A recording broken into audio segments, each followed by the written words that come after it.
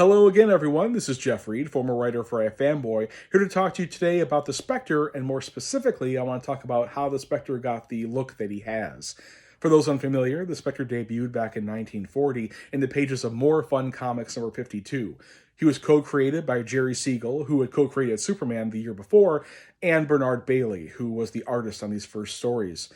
They told the story of Jim Corrigan, who was a police detective in his area who was killed by gangsters and their thugs. Instead of being sent up to heaven to get his final reward, he was sent back down to Earth to get his revenge. From there, he would continue to get revenge against criminals of all types, mostly murderers, and he would do so in increasingly grotesque ways. For instance, he one time turned someone into a candle and then burned that candle down.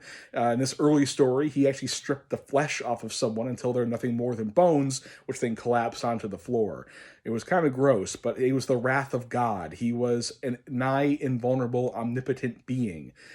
And so it's very strange to figure out how he got the look that he has. He has a green cloak, he has a green cape, he has green shorts of some kind, and his skin is pale white. In this first story, he does all of his supernatural abilities, but he does it all as Jim Corrigan. He looks like a normal person doing all these things until the very end of the story, when he decides he needs to become something more.